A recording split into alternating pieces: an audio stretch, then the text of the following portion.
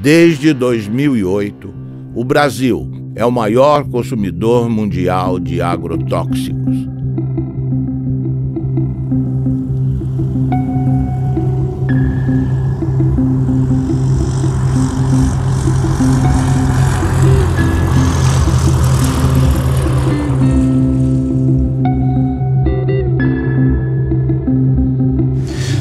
A história da América Latina é uma longa história da perda, da usurpação, do roubo dos recursos naturais.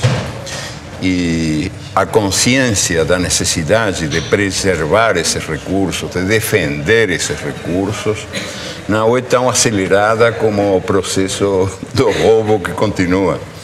Os ladrões são mais rápidos do que a gente, né? São mais velozes que nós. Um exemplo, o mais revelador de todos, eu acho o mais indiscutível de todos, a propósito desse divórcio entre os direitos da natureza e os direitos humanos, é o que acontece com os agrotóxicos, que estão sendo permitidos, esses venenos contra a natureza estão sendo permitidos em países que têm governos progressistas em nome da produtividade. Ou seja, em nome de um critério economicista de o que é o progresso humano. Mas o que acontece com a terra? O que acontece com a gente? A terra e a gente são muito mais importantes que os numerinhos da produtividade. Então, se dá essa contradição, que governos que têm uma política progressista aceitam os agrotóxicos como se fossem uma necessidade inevitável, sem perceber que tem aí uma certa traição aos princípios que estão esses mesmos governos predicando, que são princípios muito ligados à saúde humana e à saúde da natureza. São vários princípios ativos banidos na maior parte do mundo que circulam impunemente no Brasil, porque o lobby dos agrotóxicos, que é poderoso, que movimenta recursos vultosos, o Brasil é o campeão mundial de agrotóxicos, nenhum outro país pulveriza na lavoura tanto agrotóxico quanto o nosso. Esse setor movimentou no ano passado mais de 7 bilhões de dólares em venda de produtos. Questiona na justiça com sucessivas petições, com embargos, protelando processos. Então, a reavaliação toxicológica da Anvisa fica amarrada às injunções do judiciário. O que está em jogo agora? Está para ser decidida nos próximos dias a forma como o Brasil se posiciona em relação ao princípio ativo chamado metamidofos. Esse ano, questionou uma resolução da Anvisa proibindo a venda e o uso de metamidofos no Brasil. O que é esse palavrão? É o princípio ativo de um agrotóxico usado nas lavouras de soja, de batata, de feijão, tomate, trigo e algodão. Quais são os problemas causados pelo metamidofos? Entre outros, atinge sistema nervoso central, dano de memória, lapsos de memória em crianças, perda de movimentos, prejuízo ao movimento das crianças principalmente, reduz imunidade no organismo, causa desregulação hormonal, sistema reprodutor pode ser comprometido, pode haver complicações no embrião das gestantes, ou seja, é um veneno que foi proibido em países como Estados Unidos e China, que, veja, são bem diferentes na forma como vetam circulação de produtos. Sim. Países da Europa, a comunidade europeia toda, e países da África. Mais uma vez, são países bem distintos, ou blocos de países bem distintos, na forma como vetam circulação de produtos. O Brasil tolera. A chamada Revolução Verde, pós-Segunda Guerra Mundial, prometia comida farta e sadia na mesa dos habitantes de todo o planeta. A pretexto de modernização nos campos, A Revolução Verde impôs o monocultivo em áreas extensas, expulsando o camponês e sua família da terra que cultivava, trocando homens por máquinas. O uso de sementes geneticamente modificadas, os conhecidos transgênicos, generalizou-se a pretexto de multiplicar a produção. O uso dos agroquímicos ou agrotóxicos foi intensificado a partir da década de 60, com o uso de adubos químicos e venenos.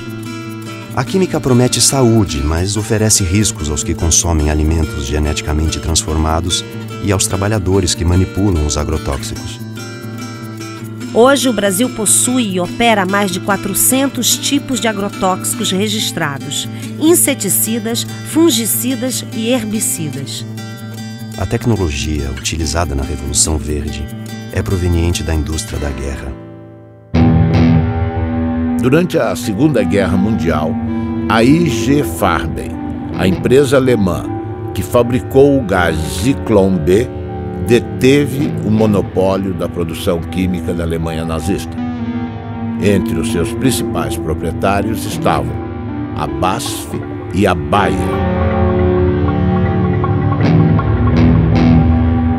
Os Estados Unidos utilizaram no Vietnã de 1961 até 1971 o herbicida conhecido como agente laranja. Segundo a Monsanto, uma das empresas produtoras, foi para salvar as vidas dos soldados americanos e aliados, desfolhando a densa vegetação das selvas vietnamitas e, portanto, reduzindo as possibilidades de uma emboscada. Além da Monsanto, a Dow Chemical também participou da Rede da Morte.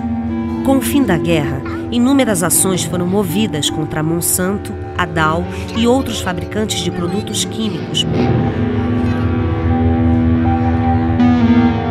Nos tribunais, chegaram a um acordo que gerou uma indenização de 180 milhões de dólares aos que combateram no Vietnã.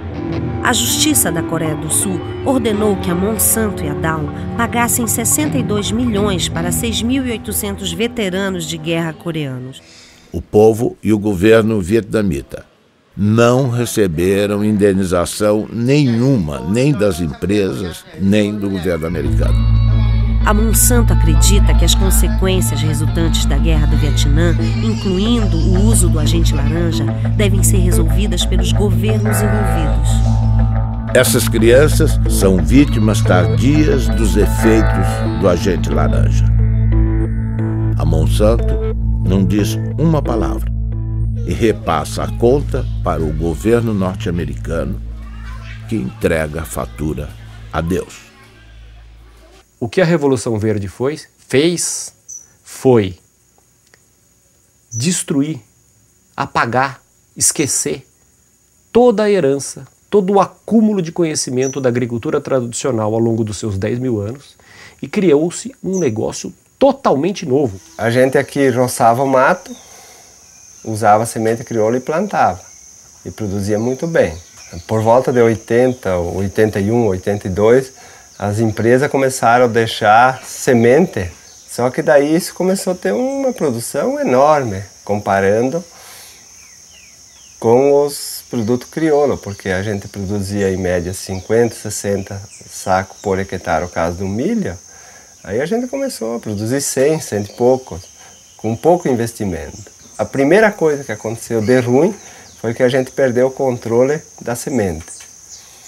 E em 10 anos a gente já não tinha mais semente crioula, de nada, inclusive das hortaliças. E hoje a maioria é transgênico, que se tu não comprar o pacote completo, né, que vai um monte de produto químico, ele não produz. Não, tu tem que fazer todo o processo químico para ter produção. E essa novidade, depois de 50 anos existindo, está mostrando que ela não dá certo. O que ela está produzindo? Ela está produzindo perda da fertilidade do solo, perda dos mananciais, perda da biodiversidade, contaminação do solo, das águas e das pessoas, contaminação do ar, mudanças climáticas. O que mais nós vamos esperar acontecer para a gente perceber que esse modelo novo não é um modelo bom? No último ano, os alimentos alimentos que foram os mais contaminados foram pimentão, pepino, tomate, morango, abacaxi, uva. São esses alimentos que são os que causam a maior preocupação, porque eles são consumidos in natura. A forma de produção deles, muitas vezes eles são colhidos com um pequeno intervalo de segurança ou sem nenhum intervalo entre a aplicação do agrotóxico e a colheita. Então isso acaba gerando uma alta quantidade de produtos em desconformidade, ou com agrotóxicos acima dos limites permitidos pela regulamentação, ou até mesmo com o uso de agrotóxicos proibidos, que acabam sendo produtos que muitas vezes estavam destinados a uma produção de soja, ou uma produção de milho, ou ao algodão, e que acabam sendo desviados e utilizados nas culturas menores ou nas culturas de consumo alimentar mais intenso. Segundo a Anvisa, no ano de 2009, das 3.130 amostras de alimentos coletados em 26 estados, 29% apresentaram resultados insatisfatórios. Estavam acima do limite de agrotóxico tolerado nas seguintes proporções: beterraba, 32%, tomate, 33%, alface, 38%, mamão, 39%, abacaxi, 44%, couve, 44%, morango, 51%, pepino, 55%, uva, 56% e pimentão, 80%. Eu fiz um plantio de milho e daí tinha que imunizar a semente porque era uma plantia tardia e se a gente não colocar um pouco de defensivo, o milho não vem porque a lagarta do cartucho ataca. E aí plantando esse milho, no final da planta eu levantei a tampa da plantadeira e inalei aquele cheiro, aquele bafo que veio lá de dentro. E me deu uma ânsia que eu achei que ia morrer. Daí imediatamente a gente foi para o médico procurar recurso e o médico atestou que era veneno, né? A causa era uma intoxicação com veneno por inalação. Imagina se a gente está inalando isso e está fazendo mal e essas pessoas que vão consumir isso depois. A batata estava bem grande, bonito assim. Eu perguntei ao agricultor, esta batata está boa? Ele me olhou e disse, não sei, eu não comi. Então eu disse, vocês não comem batata? Credo, ele disse, eu não. Então para que serve? Para vender. E a batata é um dos alimentos que mais veneno recebe, não?